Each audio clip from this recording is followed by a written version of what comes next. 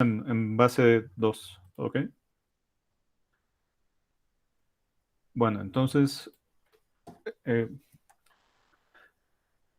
en ese ejercicio, o sea, pensando en términos del examen, no tienen que probar que que cualquier número real se puede escribir en base 2 o que todos los números reales, bueno, pensando en el 0, 1, o que todos los números en el 0, 1 tienen una expansión única en base 2, salvo una cantidad numerable. Eso no lo tienen que probar. Si lo quieren usar, lo pueden usar.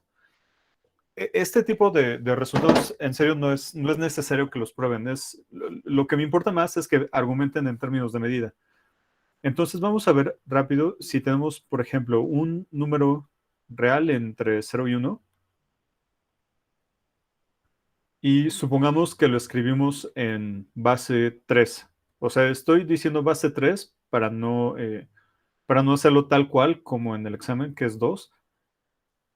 Entonces aquí va de 1 hasta infinito con dj, 3 a la j, y cada dj está bueno, es 0, 1 o 2. ¿Ok? Supongamos que lo podemos hacer.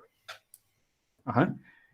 Y de nuevo, como les dije, hay una cantidad numerable, bueno, solo hay una cantidad numerable de puntos que admiten dos representaciones. Eso quiere decir que casi todos los números admiten solo una representación de este modo. ¿Ok? Y bueno, eso lo estamos diciendo porque estamos excluyendo a un conjunto numerable y sabemos que los conjuntos numerables tienen medida 0. Ok, ahora veamos, supongamos que x, bueno, vamos a ver cómo, cómo podemos determinar a D1 o qué relación tiene D1 con la ubicación de X en el intervalo 0, 1. Entonces, supongamos que, eh,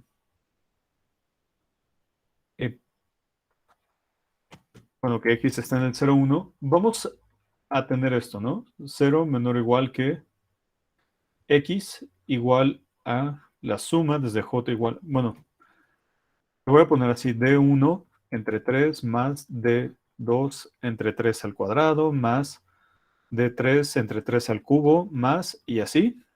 Y bueno, vamos a quitar al 1. O sea, el 1 es uno de esos, bueno, en este caso el 1 no, pero eh,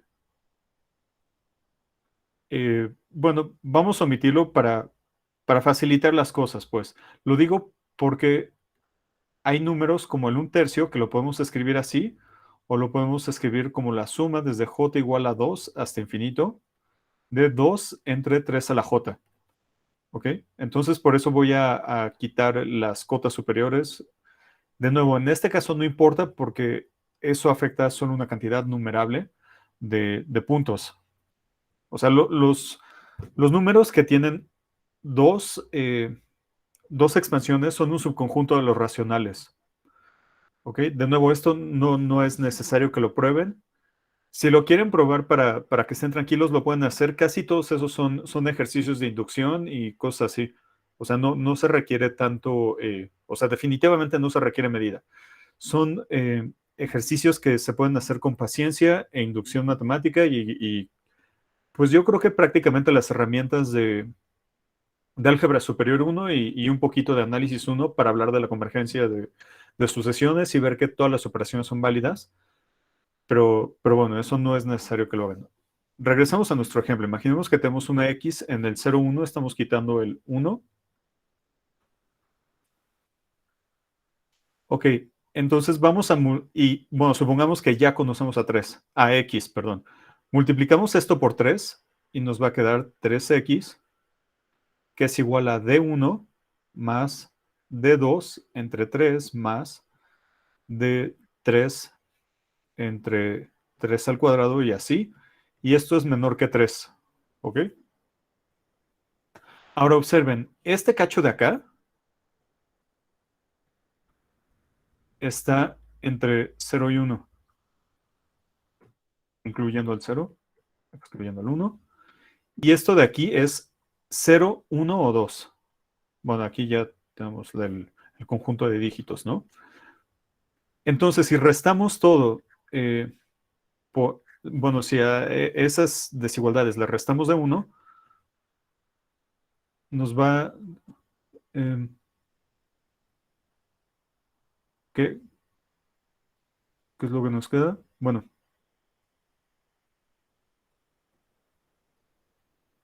ok, perdón, es que me quedé pensando porque creo que...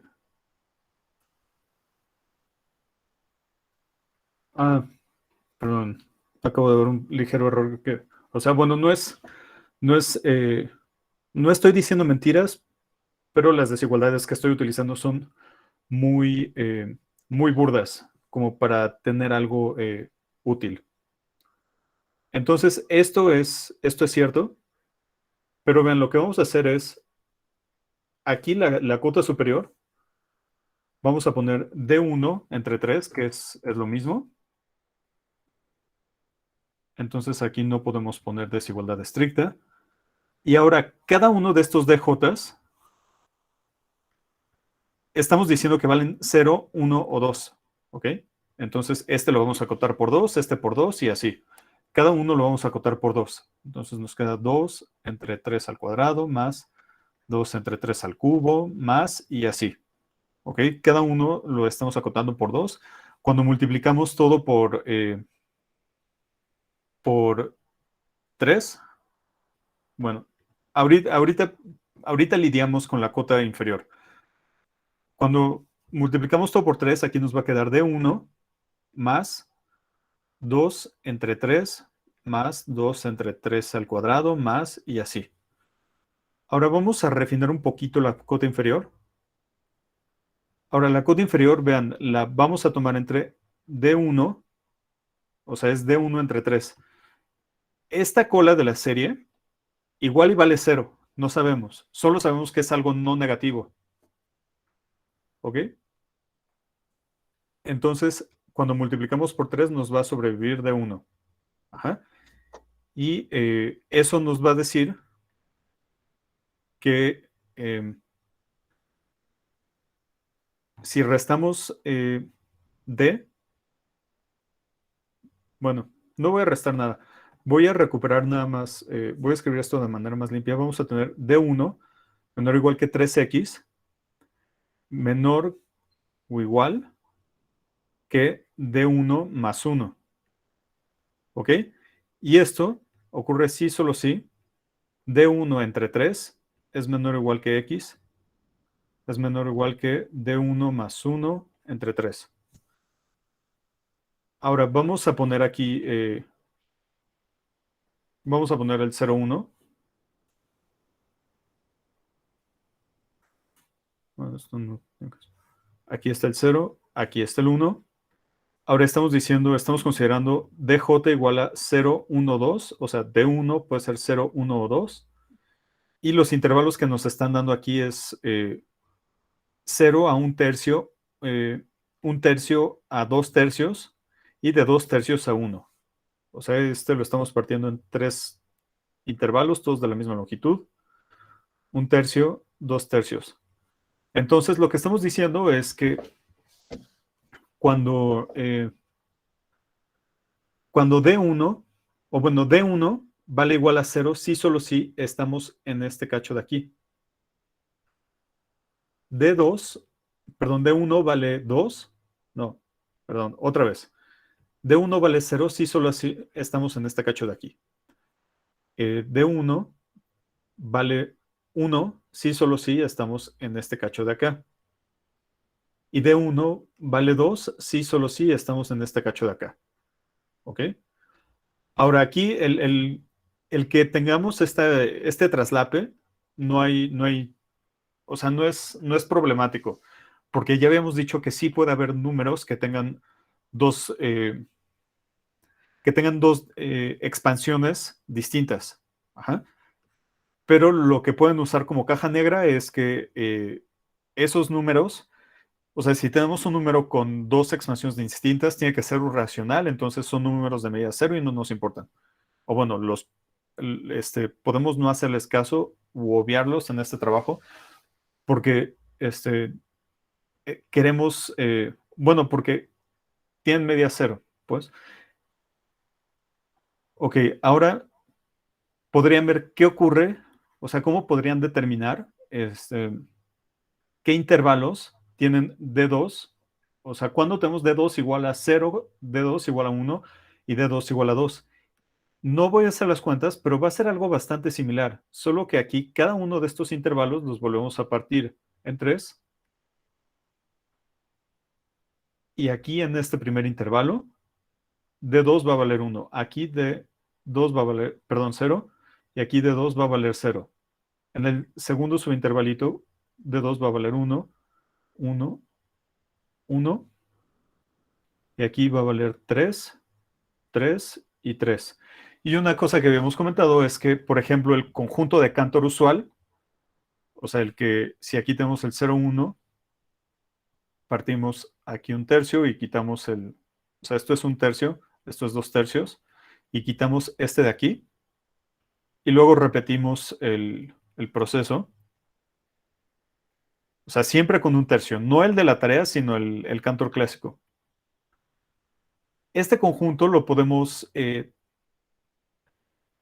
caracterizar como la colección de puntos en el 0, 1, que al escribirlos de esta forma en expansión ternaria, dj tiene que valer o 0 o 2. Ajá.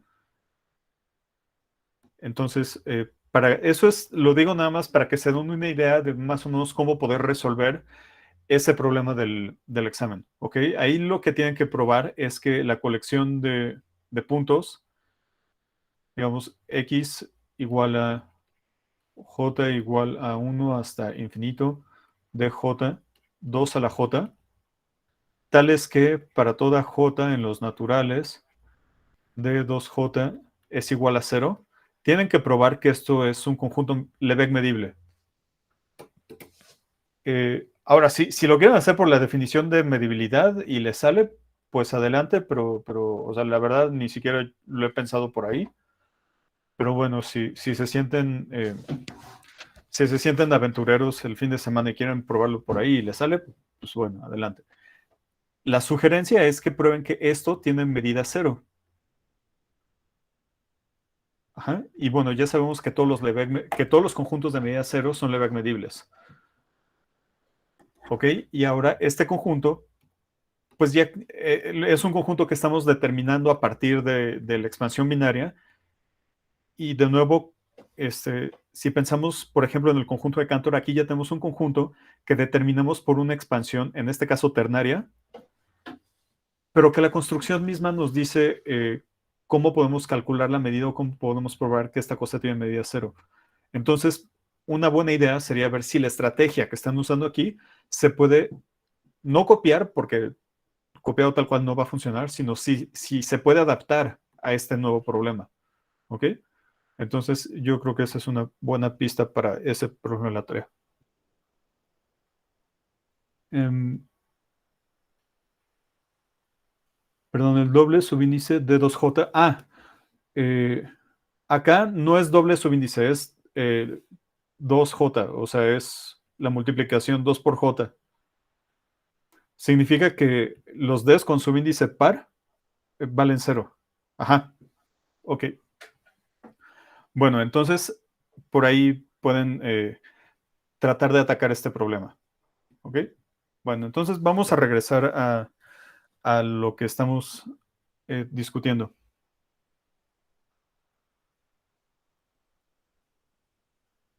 ¿Ok? Bueno, hemos estado discutiendo, ya no voy a escribir la definición, pero estamos hablando de funciones medibles.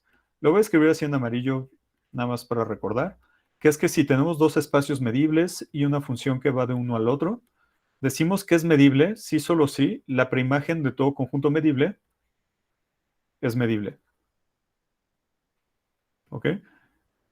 O sea, esa es la definición de conjunto medible. Y eh, empezamos viendo un caso particular, y es en donde el codominio lo fijamos como R y los borelianos. En ese caso, vimos que la colección de funciones medibles, que los denotamos de este modo, tienen varias propiedades agradables. Entre ellas es que es un R espacio vectorial cerrado bajo producto, o sea, FG.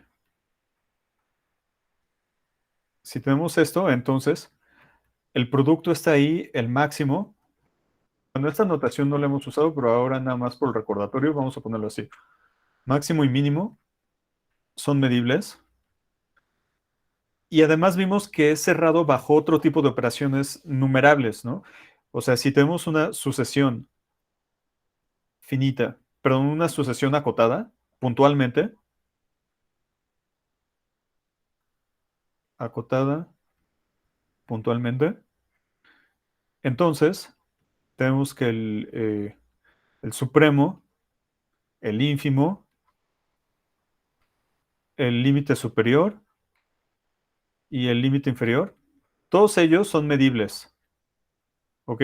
Pero aquí estamos pidiendo que sean acotadas porque si no son acotadas puntualmente, eh, pues podría pasar que en algún punto el supremo fuese más infinito. Ajá, y si eso ocurre, pues la función ya no va a ser una función, ya no va a pertenecer a este espacio, porque la imagen ya no va a ser un número real, ¿ok? Por eso pedimos que sea acotada.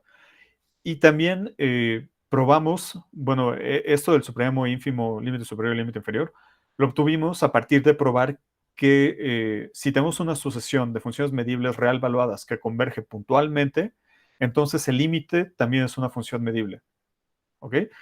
Eso lo probamos. Después cambiamos a los reales por los complejos y les dimos su sigma álgebra de Borel. Y ahí no hicimos muchas cuentas, nada más enunciamos los resultados. Y, y lo importante es que comentamos que la estructura que habíamos visto se mantenía cuando hablábamos de este espacio. O bueno, aquí ya sería de M, X, C. O sea, de las funciones medibles con valores en los complejos. Vean, aquí ya no teníamos que es un R espacio vectorial, sino es un C espacio vectorial. También dijimos, si tenemos F y G que son medibles, entonces el producto, eh, el producto y dijimos esto son medibles. Eso significa la compleja conjugada. También dijimos que es cerrado bajo límites puntuales. Cerrado bajo límites puntuales. Ahora, aquí no estamos diciendo nada sobre supremos e ínfimos porque no podemos ordenar a los números complejos. Ahora, no me voy a meter mucho detalle con eso porque, bueno, porque no corresponde a este curso, pero eso se refiere a que si tenemos a los números complejos y vamos a verlos como un campo, o sea, con su producto y su suma, no existe un orden que sea consistente con estas operaciones. A eso me refiero cuando digo que no podemos ordenarlo. O sea, si nos olvidamos de las operaciones, pues sí podemos ordenar a los complejos, ¿no? O sea, los podríamos ordenar de manera, por ejemplo, lexicográfica. O sea, esto, WZ sí, solo sí, X menor a W, o sea, son números reales, o si X es igual a W y Y es menor que Z. ¿Ok? Ese sería el orden lexicográfico. Entonces, como conjunto sí lo podemos ordenar. Lo que no podemos hacer eh, es ponerle un orden de tal modo que se respeten, o pues sí, que se respeten las operaciones, en el sentido de que si tenemos un orden, los números, la suma de dos números mayores o iguales que cero y el producto de ellos tiene que ser mayor o igual que cero. Que tengamos las leyes de los signos, ¿no? O sea, si esto es cierto,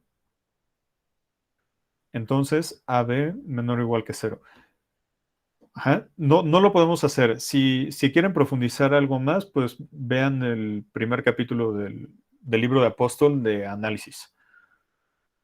O su libro de análisis favorito seguro también lo trae. El Rudin creo que también discute algo así. O sea, es un resultado general. Pero bueno, el punto de todo esto es que debido a que no podemos ordenar a los complejos, aquí estamos quitando el máximo y el mínimo que aparecen aquí. ¿Ok? Ahora, hoy vamos a discutir primero un poco. Ah, perdón, y antes de continuar, también dijimos cómo podemos determinar si una función que va de nuestro espacio medible a los complejos es medible. Entonces, lo que hacemos es, o bueno, una manera de hacerlo es escribir a nuestra función de este modo, donde f, bueno, la parte real de f y la parte imaginaria son funciones que van de nuestro espacio medible x a los reales. Entonces resulta que esta función es medible si solo si ambas partes son medibles. Nada más recordar que aquí estamos tomando la medibilidad con respecto a los complejos, o sea, en el codominio, y aquí la medibilidad la estamos tomando con respecto a la sigma-álgebra de Borel de los reales. ¿Ok? Ahora, en pocas palabras, eso nos gusta, ¿no? Porque, porque si la verdad nos vamos a enfocar un poco más, o bueno, nos vamos a enfocar mucho más a funciones real valuadas o con valores en los reales extendidos. Entonces, si ya sabemos que esta y esta son medibles, pues ya esta es medible. Y lo que ya sabemos para funciones medibles real valuadas lo vamos a poder deducir para las complejo valuadas. Ok, en pocas palabras, lo que discutimos para las funciones complejos medibles fueron dos resultados, ¿no? Uno en el que nos da una estructura del espacio que es bastante parecido al de las real valuadas, y otra en la que nos dice cómo podemos determinar la medibilidad de una función complejo valuada en términos de funciones real valuadas. ¿Ok?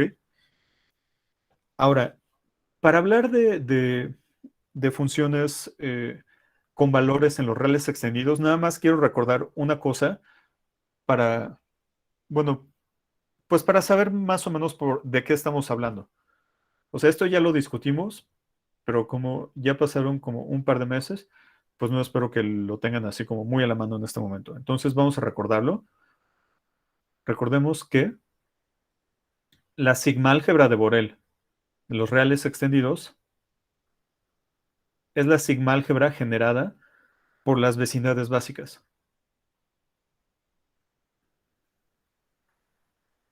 Tal que B es una vecindad básica.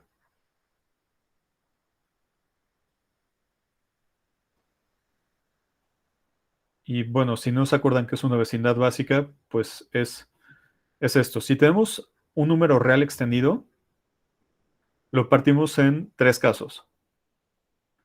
Si es un real, una vecindad básica es un conjunto de esta forma.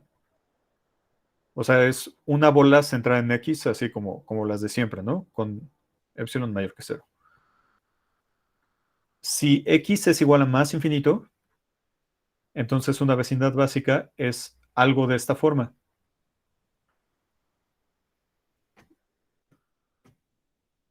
Bueno, aquí lo voy a poner ahí. De nuevo, X es más infinito. Con M es un número real arbitrario. Y si X es menos infinito, entonces una vecindad básica es un conjunto de esta forma. Igual con M, un número real. Ok, entonces estos son los conjuntos vecindades básicas. Agarramos a todas las vecindades básicas y vemos que, bueno, consideramos a la sigma álgebra que generan y esa es la sigma álgebra de Borel en los reales extendidos. Ahora, igual y eso puede ser un poco eh, todavía difícil como de manipular o de comprender. Entonces, otra cosa que hemos visto es que la sigma álgebra de Borel de los reales extendidos es casi la sigma álgebra de Borel de los reales. O sea, es la colección de conjuntos de esta forma.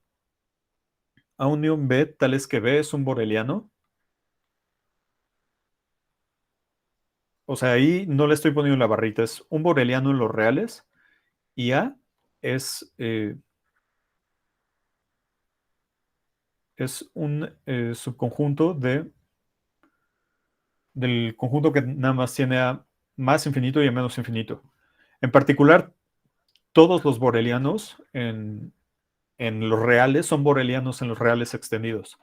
Porque aquí podríamos tomar A igual al vacío, ¿no? Y aquí ya nos quedan todos los borelianos. Esto es nada más como el puro formalismo para recordar más o menos cómo es el espacio que ahora vamos a considerar. Entonces tomamos,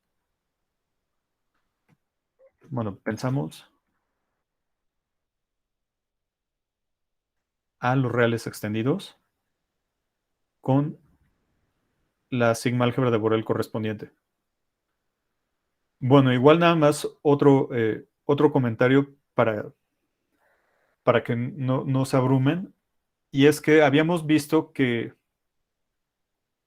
esto lo podemos entender como un espacio métrico. O sea, como un espacio métrico que es compacto y que contiene a los números reales como un subespacio denso. Ajá. Eh, y bueno, esta estructura que le dimos con las vecindades básicas, que es una estructura que nos permitía hablar de convergencia de límites y, bueno, de conjuntos abiertos y cerrados, es una estructura que viene dada por una métrica. ¿Ok? Si, si en este momento alguien de ustedes ya está llevando topología general o lo está viendo pues por su cuenta, lo que estamos haciendo es, le estamos definiendo una topología a BR a partir de las vecindades básicas y probamos que esa topología es metrizable. Eh, bueno, ahora si no han estudiado topología general, no se preocupen, no la necesitan. Nada más es un breve recordatorio de lo que estamos haciendo. Ahora,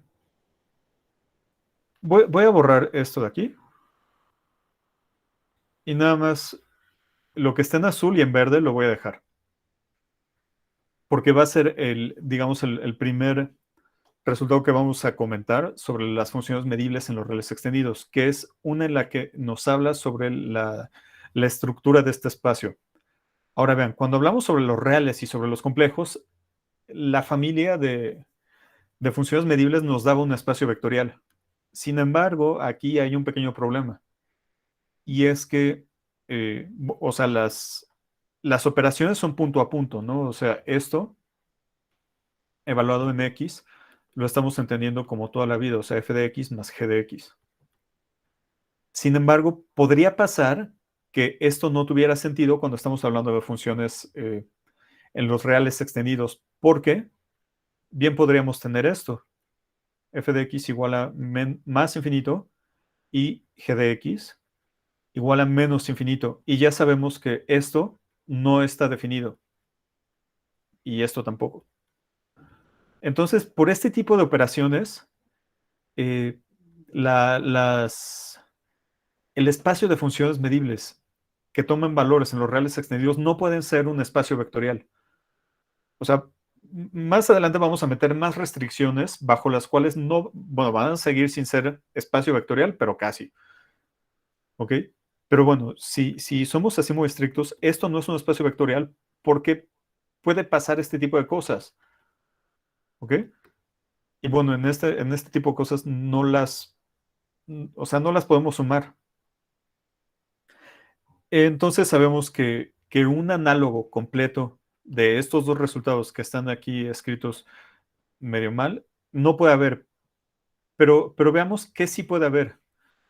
El producto, si recordamos las operaciones que definimos del producto de reales extendidos, ahí la verdad no había ninguna restricción. Entonces podríamos tener la esperanza de que el producto de dos medibles sea medible y sí lo va a ser.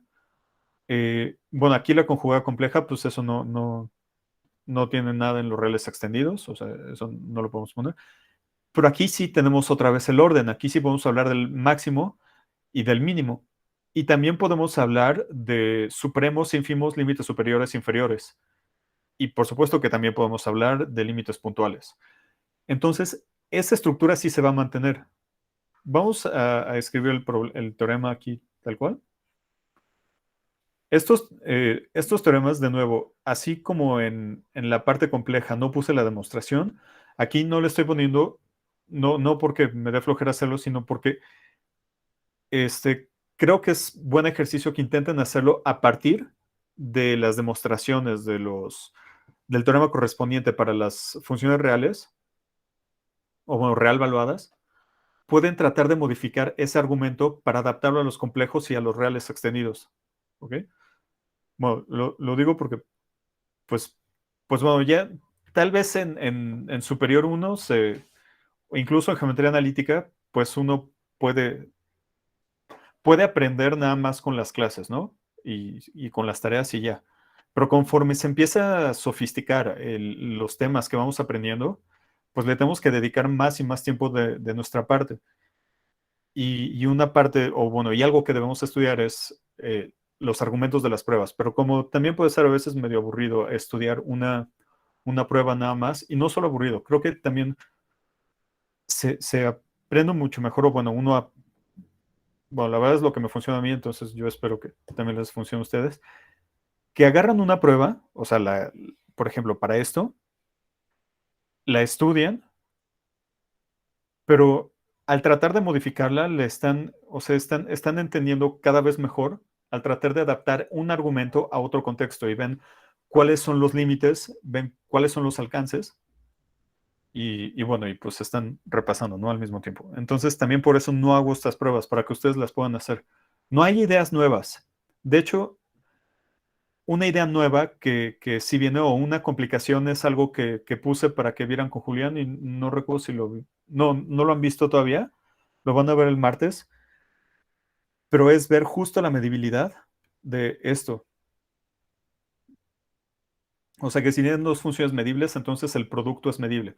Esa parte sí requiere otro, o al menos la manera en la que a mí se me ocurrió probarlo, requiere otro tipo de estrategia, pero todo lo demás sigue más o menos esta idea. Entonces, por eso les digo que creo que vale la pena que lo intenten hacer. Bueno, ahora vamos a escribirlo bueno, antes de todo esto vamos a fijar a nuestro espacio medible. Sea X A un espacio medible.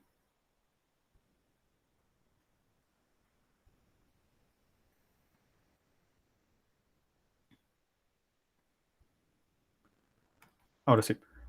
Dice, para cualesquiera f, g medibles, o sea que van de X a los reales extendidos con la sigma álgebra de Borel, y alfa en R,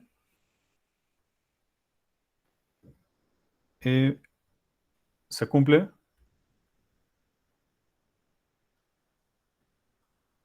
que alfa por F, F por G, el máximo de F por G, bueno, de F y G, y el mínimo de F y G, todas estas son funciones medibles. Ahora quiero que vean una cosa. Aquí el problema, o sea, el problema que tenemos con la suma de dos funciones que toman valores en los reales extendidos es que podríamos tener un más infinito menos infinito, ¿no? Y ese es algo que no definimos. Pero, pero pues no hay ningún problema en tener más infinito más infinito, ¿no? Habíamos dicho que esto era más infinito. ¿Ok? Entonces, entonces sí valdría la pena preguntarnos qué ocurre cuando las funciones, o bueno, cuando esto no se da. En particular, cuando f y g tienen el mismo signo. Si f y g tienen el mismo signo, bueno, vamos a ser menos ambiciosos y vamos a poner, si ambas son no negativas o ambas son no positivas, entonces f más g es medible. Ahora, también aquí quiero señalar una cosa. Eh, si quieren adaptar este resultado o la prueba de este resultado a los complejos, pues no va a haber tanto problema porque los complejos, bueno, porque las operaciones involucradas en los complejos también van a ser funciones continuas. Por ejemplo, si tenemos, vamos a poner S, que vaya de C cruz C a C, dada por S de WZ, es igual a W más Z. Esa es una función continua, ¿ok? O sea, dándole su métrica favorita a C cruce, o sea, una métrica razonable, eh, por ejemplo, la métrica que induce la norma 2 aquí, esa le sirve, ¿no? O sea, a eso me refiero con una métrica razonable. Entonces, esta cosa es continua y pueden repetir el argumento. Sin embargo, ya cuando empezamos a hablar a ese de los reales extendidos, cruz, reales extendidos, y bueno, quitando lo que debemos de quitar, pues hay que ver si esto es continuo, ¿no? Y pues resulta que no. Igual hay problemas con el producto, pero bueno, entonces ahí no vamos a hablar de continuidad, pero sí vamos a hablar de medibilidad, porque realmente la continuidad la usamos o sea, no nos interesaba la continuidad por sí misma, sino nos interesaba la continuidad porque sabemos que toda función continua es medible y ya con eso teníamos los resultados, ¿no? En este caso. Entonces solo es una advertencia para cuando intenten hacer esto. Ahora, lo que sí se puede hacer,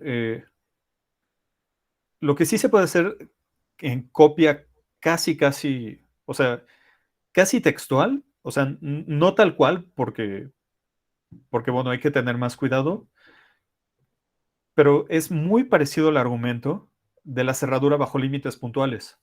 Entonces, si Fn es una sucesión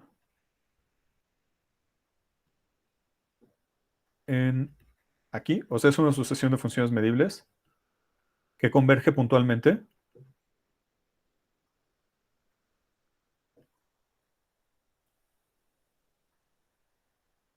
o sea, que converja puntualmente, recordemos, significa que converge en cada punto.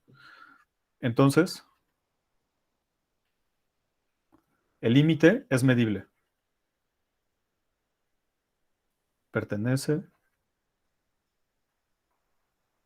a esto. De nuevo, aquí traten de ver cuál fue la prueba de aquí. Lo que hicimos fue un, tomamos un intervalo arbitrario AB y luego jugamos con la definición de convergencia para poder trabajar con imágenes inversas, ¿no? Más n. Como cada una de las FNs es medible, eso que acabo de poner ahí es medible. Aquí había una n en los naturales, mayores o iguales que 0. Aquí había una n mayúscula. Y no recuerdo, aquí había otra cosa, ¿no? O sea, había dos uniones numerables aquí. Ah, sí. Aquí le habíamos puesto una M y una M. O sea, no voy a entrar en detalles, pero era lo que habíamos hecho. O sea, habíamos escrito la imagen inversa del límite, bueno, la imagen inversa bajo el límite de ese intervalo, como una unión de una unión bueno, una unión numerable de una unión numerable de una intersección numerable de conjuntos medibles. ¿Ok? Entonces así probamos que el espacio de las funciones medibles realvaluadas era cerrado bajo límite puntual. Lo mismo o algo muy similar lo pueden hacer para los complejos, solo que en los complejos, en lugar de intervalos, pues podrían tomar cajitas, ¿no? O podrían tomar bolas o discos, mejor dicho. O sea, podrían tomar el papel que juegan los intervalos en los reales. Aquí podrían tomar un disco, digamos, abierto, y la aproximación que hicimos en el caso real por intervalos compactos, lo podrían hacer por disquitos compactos. ¿Ok? O sea, la compacidad no es tan importante. Lo que importa es que sea cerrado. Es lo que estamos haciendo ahí, ¿no? Y si hablamos de los reales extendidos, pues ahí el cambio que tendremos que tomar en cuenta es que en lugar de considerar esto, bueno, podremos considerar eso, pero también tenemos que considerar las bases, bueno, las bases, o las vecinales básicas, perdón, de más infinito y de menos infinito. ¿Ok? Digo, también podrían cambiar de familia que genera la sigma-álgebra de Borel de los reales extendidos y hacer un argumento similar a esto, ¿no? Pero lo que voy es que vean, la estructura del argumento, lo que estoy diciendo es que es la misma. Lo que está cambiando son los específicos del espacio en el que estamos trabajando. Y por los específicos me refiero es o un intervalo, o una vecindad básica, o un disco en el caso de los complejos. Fuera de eso, el argumento es el mismo. Ok, y ahora un corolario es que aquí sí vamos a tener la cerradura por ínfimos, supremos, límites superiores e inferiores. Entonces, si Fn es una sucesión de funciones medibles con valores en los reales extendidos, entonces todas estas que voy a poner son medibles. Eh, Primero el supremo. Aquí igual quiero aclarar que estamos hablando nada más de colecciones numerables. El ínfimo, el límite superior, cuando n se va infinito, Fn, y el límite inferior, cuando n se va infinito, de Fn. Todas estas son medibles. Bueno, esto se ve muy feo, entonces lo voy a quitar.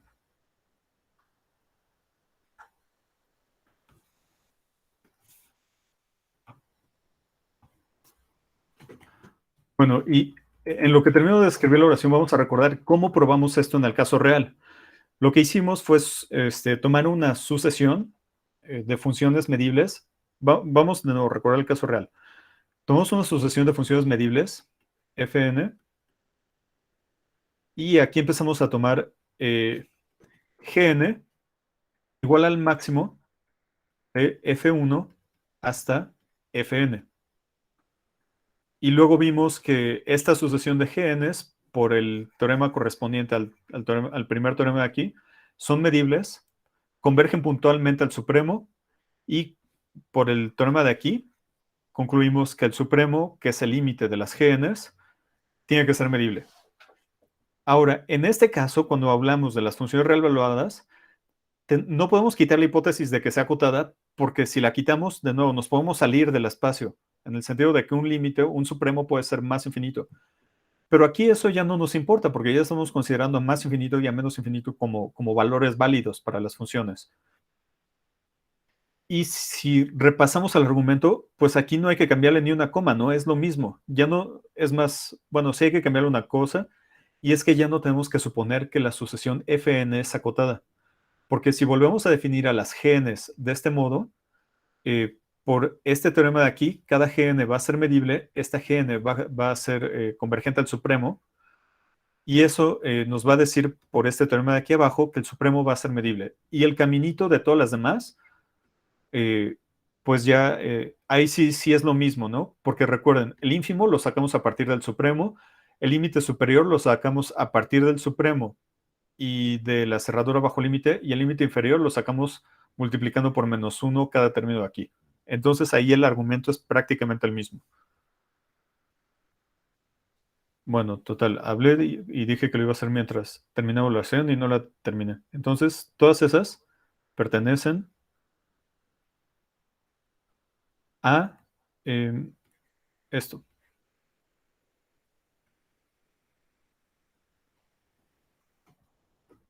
¿ok? Para que se vea que son los reales extendidos.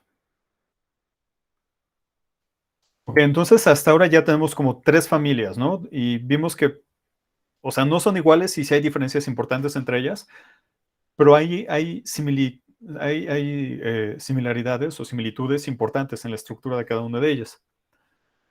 Ahora, así como en los complejos dijimos, ok, si tenemos una función compleja, para determinar si es medible o no, basta con que estudiemos la parte real y la parte imaginaria, y si ambas son medibles, pues la función original es medible, ¿no? Aquí también vamos a tener algo similar, pero, o sea, yo creo que la idea es mucho más comprensible que en el caso complejo, pero la escritura es más fea. Entonces vamos a escribirlo y una vez que lo escribimos vamos a ver más o menos qué significa. Bueno, mejor voy a hacer dibujitos antes de escribirlo. Vean, aquí vamos a tener nuestro espacio X. Bueno, aquí vamos a tener a nuestro espacio X. Nuestro espacio Y va a ser este de aquí. Y vamos a partir al espacio Y en dos. Dos cachos, en el de arriba y en el de abajo. Y en el de arriba lo vamos a poner así con estas rayitas. Y en la parte de abajo lo vamos a poner con rayitas horizontales. ¿Ok? Y supongamos que ambos cachos de aquí son medibles. O sea, tenemos X y Y son dos espacios medibles arbitrarios y tenemos una función f que va de X a Y. ¿Ok? Ahora, si tomamos la preimagen de cada uno de estos cachos bajo f, pues esto nos va a inducir una partición del dominio, ¿no? Entonces, voy a copiar todo y lo pego. Ok, entonces aquí tenemos esto y vamos a considerar ahora la partición del dominio. La voy a poner así. O sea, le estoy poniendo así para que sea, con la esperanza de que sea un poco más dramático. Aquí van los diagonales y afuera es la preimagen de los horizontales. ¿Ok? Entonces, de aquí lo que vamos a hacer es que la función f la vamos a considerar partida en dos cachos. Por un lado, vamos a considerar lo de adentro, o sea, las que están como en diagonal, este cachito va a irse a la parte de arriba, ¿no? Esto es el que está en diagonal. Y digamos, esta es la restricción de f diagonal. Y por otro lado, vamos a tener como la parte de afuera, que va a ser esto de aquí, esto de acá, y dijimos que es lo horizontal, ¿no? Esto se va a la parte de abajo.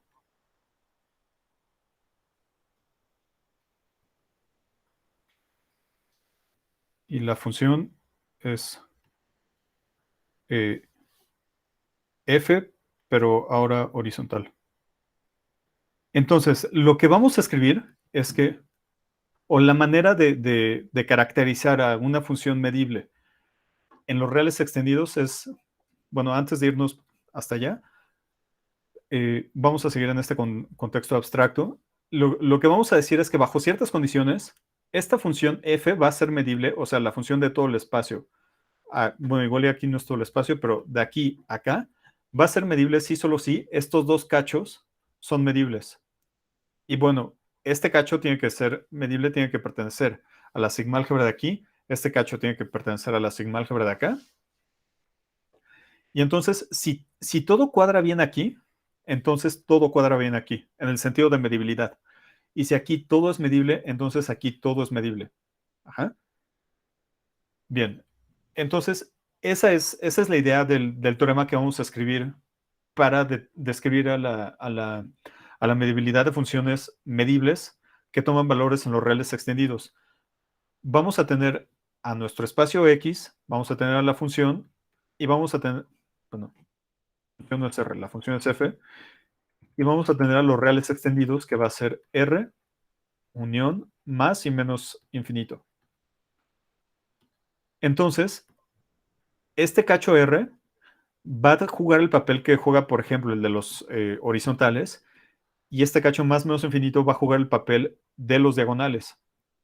Entonces, lo que vamos a hacer, o para determinar la medibilidad de una función de x a los reales extendidos, es, es restringirnos al pedazo del dominio que va a los reales y al pedazo del dominio que va a más y menos infinito. Y si estas dos restricciones son medibles, entonces la original es medible y viceversa. ¿Ok? Entonces vamos a escribir el teorema.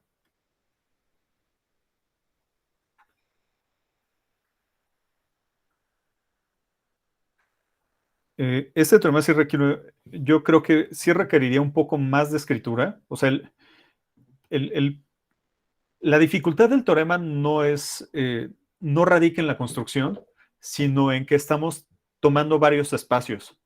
Entonces, ahí es donde yo creo que radica la dificultad, pero, pero nada más, ya no hay como ideas nuevas o bueno, no hay trucos. Entonces, sean, aquí sí voy a poner otra vez el espacio medible.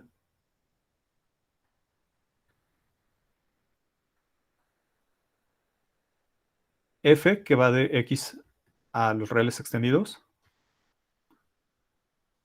Y definimos, bueno, ahora sí, definimos,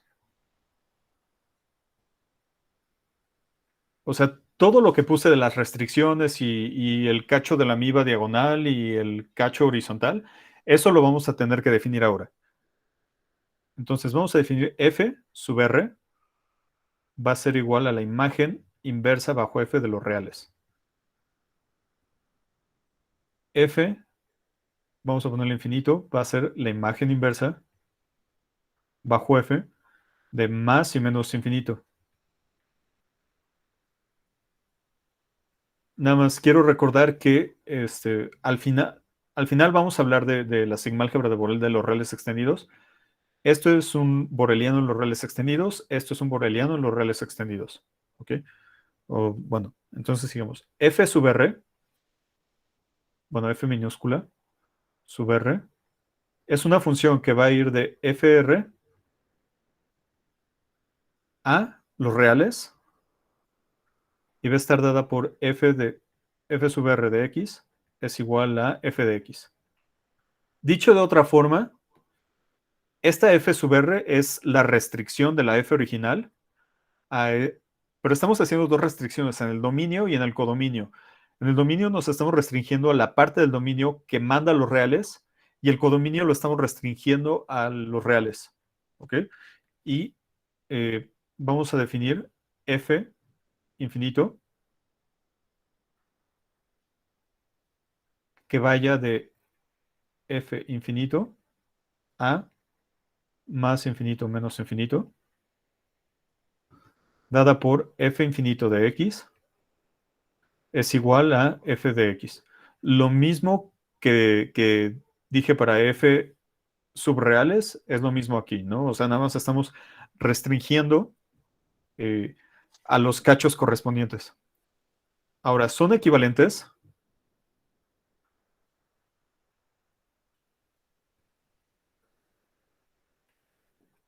Aquí, el primero es la función original es medible de X a los reales extendidos. Y la segunda condición, se van a ver muchas cosas y quizá eso se ve feo, pero realmente no lo es tanto. O sea, la segunda condición es todo lo involucrado es medible. O sea, FR, los conjuntos, FR y F infinito son medibles. Y FR es una función medible de X a los reales con la sigma álgebra de Borel. Y F infinito es una función medible de X a más infinito, menos infinito, y aquí le estamos dando la sigma álgebra del conjunto potencia. ¿Ok? Entonces, de nuevo, esto se ve feo, pero en pocas palabras o en un lenguaje muy, muy llano, lo que estamos diciendo es que una función que va de X a los reales extendidos es medible, sí, solo sí. El cacho que va a los reales es medible y el cacho que va más o menos infinito es medible. Si ambos son medibles, entonces la función es medible y viceversa. ¿Ok? Ahora, nada más una observación, un comentario. Si, bueno, mejor lo escribo para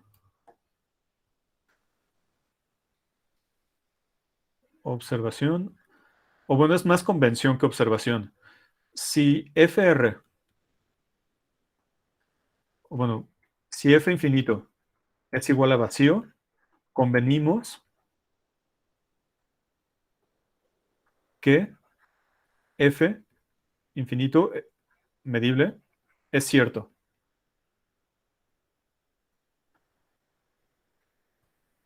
O sea, es que nos quedaría como una función vacía, ¿no? Entonces, por eso digo convenimos. Y similarmente, para,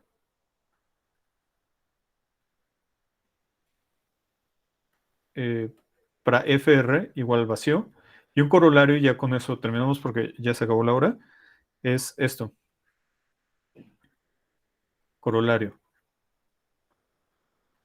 Sea igual, estamos en X, bueno, vamos a poner, sean X a un espacio medible y F una función de X a los reales extendidos. Si la imagen de F, o sea, F está definida con codominio en los reales extendidos, pero si la imagen de F son los reales, o sea, nunca le pegamos a más y menos infinito, entonces eh, F es medible, sí y solo si la función F que vaya aquí es con respecto a la sigma álgebra de los reales extendidos, la función que va de X a R dada por F de X es igual a F de X. O sea, la restricción de F, pero la restricción con respecto al codominio, está en, o bueno, sí, está en MXR. Todo, o sea, todo esto es para decir que cuando, o sea, que en cierto modo podemos entender a las funciones medibles eh, real valuadas como un subconjunto de las funciones medibles eh, con valores en los reales extendidos. ¿Mm? O sea, esto no, o sea, estrictamente no es cierto. O sea, si nos ponemos muy quisquillosos, esto no sería cierto, ¿no? Porque aquí estamos considerando funciones cuyo codominio son los reales y aquí funciones cuyo codominio son los reales extendidos. Pero estamos viendo que podemos hacer una identificación de cualquier elemento de aquí. O sea, hay una biyección muy honesta de cualquier elemento de aquí con un elemento de acá. Entonces, por eso, pues prácticamente los podemos entender como este metido acá, ¿no? Es algo que se llega a hacer mucho en álgebra cuando dicen, bueno, tal grupo es un subgrupo de tal otro grupo, ¿no? Entonces, tal vez como conjuntos no son lo mismo. O sea, tal vez como conjunto la afirmación no tenga sentido, pero si nos, eh, si nos concentramos en las propiedades que nos interesan, pues sí, o sea, no es que como conjuntos estén metidos uno en el otro, sino que el grande tiene un subconjunto que se comporta exactamente igual que el conjunto chico. Ujú.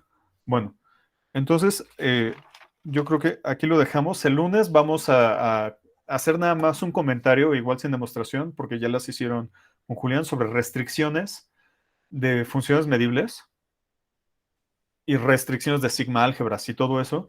Eh, de todas maneras, ustedes ya vieron las demostraciones con Julián y en las notas les estoy poniendo también esas pruebas. Y después vamos a hablar de aproximación por funciones simples. ¿Ok? Si alguno de ustedes está leyendo el CADETS, nada más quiero que tengan la precaución de que la definición que usa CADETS de función simple es ligeramente distinta de lo usual. O sea, para cadet son funciones que toman una cantidad numerable de valores y para nosotros, y así como para prácticamente toda la literatura, son funciones que toman una cantidad finita de valores. ¿Ok? Es nada más una palabra de advertencia y sobre lo que vamos a ver el lunes por si quieren ir adelantando. Bueno, ¿tienen alguna duda? Ya sea de esto o del examen.